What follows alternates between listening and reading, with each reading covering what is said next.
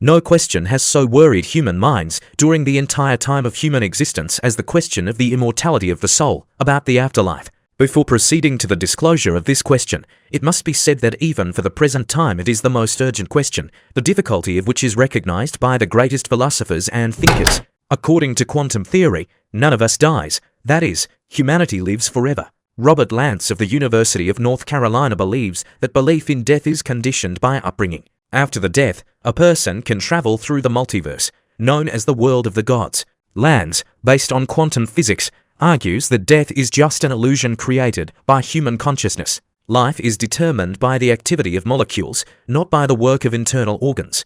Biocentrism assumes that life and consciousness create the universe, not the other way around. The scientist explains that the perception of the world depends on our consciousness, and everything we see exists because of it. Space and time are just tools of our mind, and death does not exist in the usual sense. The theory of the multiverse states that the number of universes is infinite, and all kinds of events unfold in them. Robert Lance compares life to a perennial flower that is constantly being revived. In his book Biocentrism, Life and Consciousness, he argues that life continues after death. Lance, a specialist in regenerative medicine and a research supervisor, became a proponent of biocentrism after becoming interested in physics and quantum mechanics.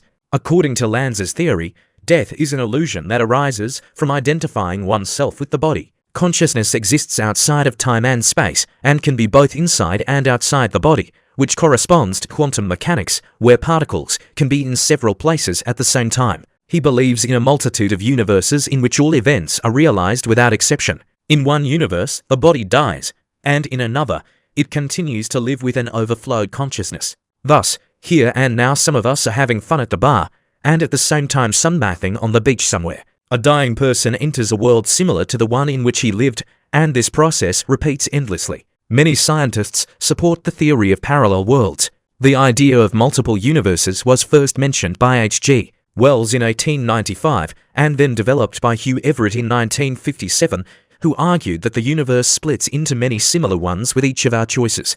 Andre Linde supplemented the theory in the 80s, arguing that the cosmos consists of many so-called inflating bubbles. The Planck Space Telescope has detected anomalies indicating the influence of neighboring universes on our own. Professor Stuart Hameroff and Sir Roger Penrose develop a quantum theory of consciousness, arguing that human consciousness is quantum information that persists after the death of the body and continues to exist in other universes. They believe that neural microtubules in the brain can store this information. Lance's theory echoes religious beliefs about the afterlife. It remains for scientists to integrate these ideas with religious views, since the role of God in theory is still unclear. The religious and philosophical idea of the continuation of a person's conscious life after death, in most cases, is due to the belief in the immortality of the soul, characteristic of most religious and religious philosophical teachings. Ideas about the afterlife vary from religion to religion.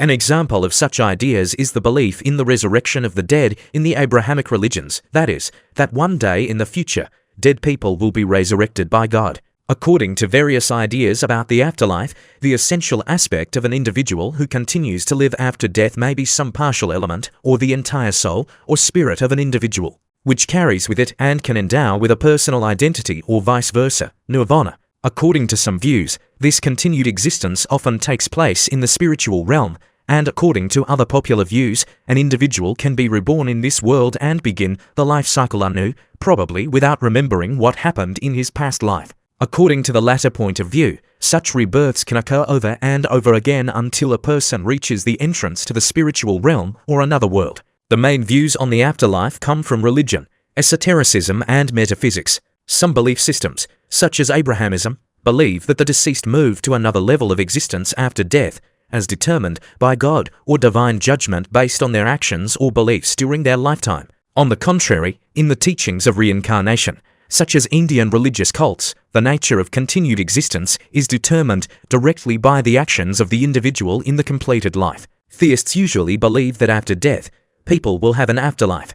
Representatives of some generally non-theistic religions tend to believe in an afterlife, but without reference to a deity. The Sadducees were an ancient Jewish sect that generally believed that there was a God, but no afterlife.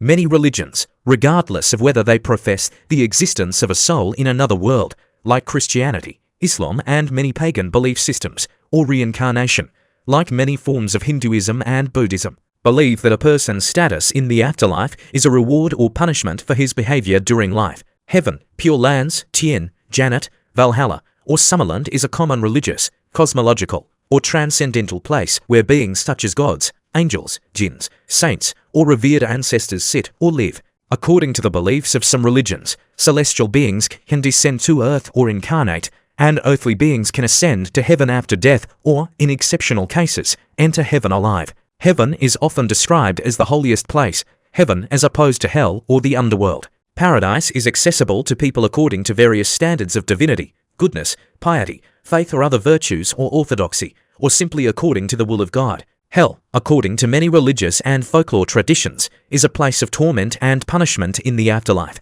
Religions with a linear divine history often depict hell as an eternal destination, while religions with a cyclical history often depict hell as an intermediate period between incarnations. As a rule, these traditions place hell in another dimension or under the surface of the earth and often include entrances to hell from the land of the living. Other places of the afterlife include purgatory. Traditions that do not consider the afterlife as a place of punishment or reward simply describe hell as the abode of the dead, the grave, a neutral place located below the surface of the earth. The afterlife also played an important role in ancient Egyptian religion, and its belief system is one of the earliest known in written history. When the body died, parts of his soul were sent to the realm of the dead. While the soul dwelt in the fields of Iaru, Osiris demanded work as compensation for the protection he provided. Statues were placed in tombs to serve as substitutes for the dead. The Egyptians also believed that mummification and placing in a sarcophagus was the only way to have an afterlife. Only if the body was properly embalmed and buried in a mastaba could the dead live again in the Yalu fields and accompany the sun on his daily journey. Because of the danger posed by the afterlife, the Book of the Dead was placed in the tomb along with the body, as well as food, jewelry, and curses. The ancient Egyptian civilization was based on religion. The belief in rebirth after death became the driving force behind their funeral practice. Death was considered just a temporary interruption, not a complete cessation of life. The Egyptians believed that eternal life could be ensured by means such as piety to the gods, preservation of physical form through mummification, and the provision of sculptures and other funeral equipment. For Hindus, the afterlife, the state of the soul after death, is called Prichabhava. In the Vedas, the afterlife does not play a prominent role. All the thoughts of the Vedic Hindu are directed towards the benefits of this world. It is only with the development of philosophical thought that the concept of Prichabhava begins to occupy a more prominent place in the beliefs of the Hindu. In the philosophical school of Nyaya sage Gautama, Prichabhava is reduced to the transmigration of the soul from one perishable shell to another, since it is immortal and cannot perish with the decomposition of its material abode. In Scandinavian mythology, the poetic and prose Eddas, the oldest sources of information about the Scandinavian concept of the afterlife, differ in the description of several kingdoms. The most famous of them, Valhalla, half of the warriors who died in battle join the god Odin, who rules the majestic hall called Valhalla in Asgard. Folkwang, the other half, joins the goddess Freya in a large meadow known as Folkwanga. Hell, this monastery, is somewhat reminiscent of Hades from the ancient Greek religion. There you can find something similar to asphodel meadows, and people who have not succeeded in either what is good or what is bad can expect that after death they will go there and reunite with their loved ones.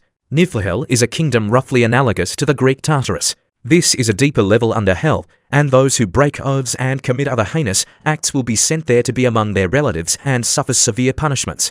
Gimel is in Scandinavian mythology a heavenly palace in the southern part of the third heaven, which will stand after the collapse of the sky and the destruction of the world, where the souls of good and righteous people will gather. In Christianity, the Nicene Creed, as well as its English versions in modern usage, include the phrase, "We are waiting for the resurrection of the dead and the life of the next century." When the Sadducees asked Jesus Christ about the resurrection of the dead, he replied that the resurrected would be like angels in heaven. Jesus also claimed that the time would come when the dead would hear the voice of the Son of God, and all who were in the tombs would come out, those who had done good deeds for the resurrection of life, but those who had done evil deeds for the resurrection of condemnation. The Catholic concept of the afterlife teaches that after the body dies, the soul is judged, the righteous and free from sin go to heaven. However, those who die in unrepentant mortal sin go to hell. Unlike other Christian denominations, the Catholic Church teaches that those who die in a state of grace, but still carry a grave sin, go to a place called purgatory, where they undergo purification to get to heaven. There are two places after death in Islam, Jannat and Jahannam. A Muslim goes to either Jannat or Jahannam after death. Before death, two angels, Munkar and Nakir, will come to the deceased. Their voice is like thunder, and their gaze is like lightning. They carry sledgehammers with them. If all the jinn and humans had gathered to pick up that sledgehammer, they couldn't have done it. After questions from Munkar and Nakir, the deceased will be told to look to the right or to the left. Hell will be on his right first. The angels will tell him, "This would be your refuge if you disobeyed Allah." Then the door will close and the door to paradise will open. If the deceased was told to look to the left, then he will first see paradise. The angels will tell him after hitting him on the head, "This would be your refuge if you obeyed Allah." Then the door to paradise will be closed, and the door to fire will open, and the angels will tell him, "This is your haven." Then a sinful Muslim will either atone for his sins there and enter paradise, or stay there forever. The Baha'i teachings state that the nature of the afterlife is beyond the understanding of the living, just as an unborn fetus cannot understand the nature of the world outside the womb. The Baha'i scriptures say that the soul is immortal and after death it will continue to progress until it reaches the presence of God. According to the Baha'i belief, souls in the afterlife will continue to retain their individuality and consciousness and will be able to recognize and communicate spiritually with other souls with whom they have established deep friendships, such as their spouses.